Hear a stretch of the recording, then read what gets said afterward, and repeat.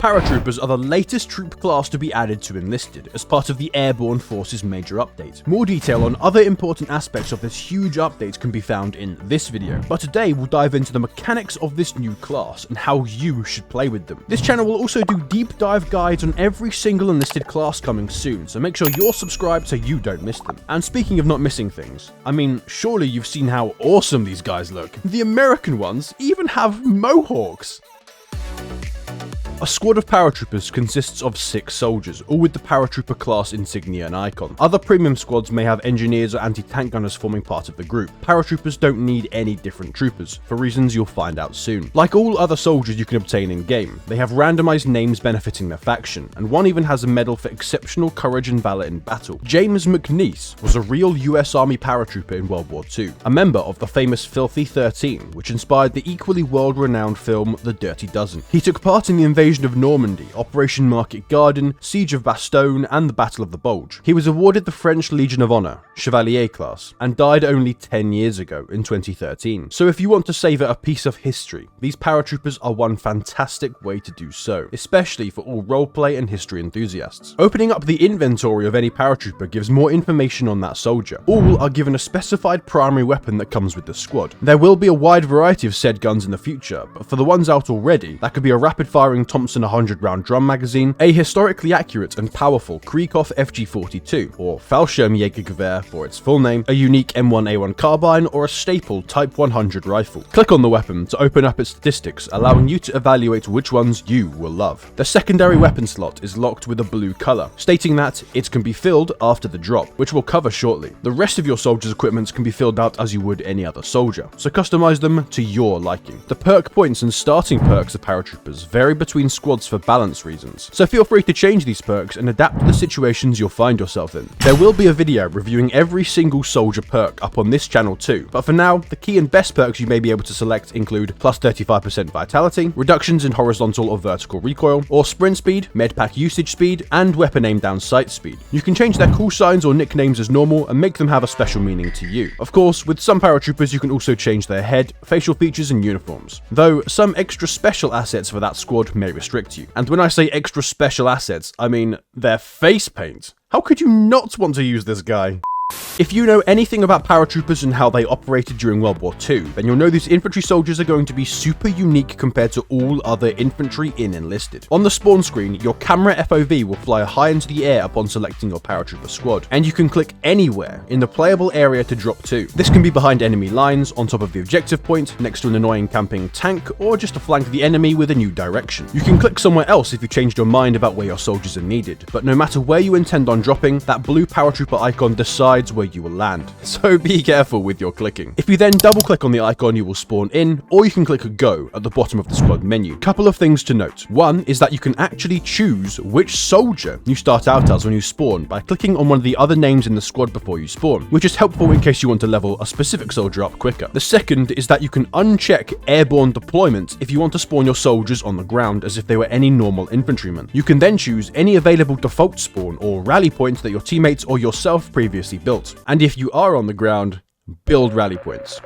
Please. Your teammates will thank you. And your win rate. Don't forget that. Upon clicking go, you will appear in a plane alongside your squad, and it will take roughly 6 seconds to reach the drop zone, upon which your controlled soldier will automatically jump out, closely followed by the rest of your squad, and a supply crate. But your job isn't over. You need to press spacebar by default on keyboard, or the left analog stick by default on console, to open your parachute so you don't, splat. Now, you don't want to open it too early, otherwise you'll take too long to reach the ground and any enemies will have a long time to spot you dropping and shoot you down. But you don't want to do it too late, because you still might splat again. The sweet spot is to open it around 6 to 8 seconds after you jump, depending on the altitude of the terrain you're landing on and, well, how accurate your seconds are. Wind resistance will take care of the rest. You can't shoot while dropping, as your hands are slightly preoccupied, so you are vulnerable for a few seconds. But should you make it to the ground, you'll be reinforced by your supply crate, somewhere in the vicinity of where you landed. It's marked by a clear white icon, which you are even able to see through buildings if you are a paratrooper class soldier. Even under heavy fire, you can go up to it and press press F to open up a special menu of extra weapons and equipment to deck your squad out with. Remember that secondary weapon slot that was locked earlier in the video? Well, this is where you can fill it. You have 4 presets to choose from, and you should decide one depending on the situation and reason you landed in this precise location. The first of these is the Assault Squad. You obtain 3 MGs from that faction's campaign tree and some extra medkits, and the soldier you are currently using, plus the next 2, will be the ones equipped with these thick guns. Damn, boy, he's thick, boy!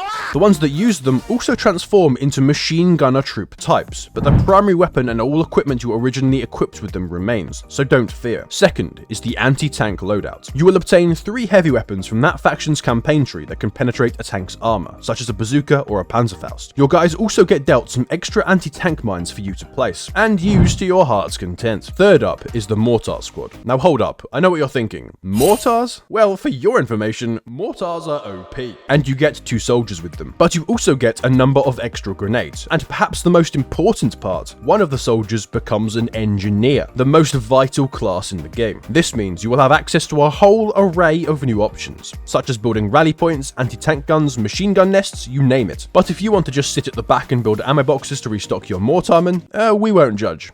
I promise. Lastly, you have the Sniper preset. 2 of your guys turn into Sniper class troopers and get given some specific snipers from that faction's tech tree. But you also get some obnoxious anti-personnel mines, which everyone loves. Definitely not sarcasm. Don't know what you're on about. And a radio man to call in some compact and direct artillery. You can't call in smoke or an airstrike though, as those are reserved for official radio man squads. And this is a paratrooper squad, after all. Once you've made your choice, move your mouse or analog stick in the direction of that option and confirm the decision. Now, you're on the battlefield, dropped onto a location of your choosing with a loadout of your choice, and you can help your team in countless new and interesting ways. Speaking of new and interesting ways to use them, what are some of the sneakiest or most strategic ways to use them to help your team achieve victory? My personal advice, after using them countless times already to get your team over the line, is to adapt to the game state. Does your attacking team desperately need to open a new front? Drop somewhere behind the objective point, perhaps somewhere to build a rally point so more of your team can spawn there and attack from a new angle. Surprise the enemy. Or maybe you've just captured one objective point and you want to reenact the German blitzkrieg and super duper quickly capture the second point whilst the defenders are still reeling from the first loss. Then you can land on a new objective and siege it down before they even know what hit them. Or maybe there's some grey zone tank or half track that you can't get a good angle on from where you spawn. You can drop down on the side, get your AT gunners and blow that metal house of sweat up. But not only are they just useful when attacking, if you're defending and know where an enemy's rally point is, you can drop on or around it to help get rid of it. Perhaps the attacking team is flanking the objective. Maybe you need to get a good angle on them and surprise them like they're surprising you. There's so many different ways to use them, and honestly, they have the largest variety of uses out of every class in the game. I'm sure people like you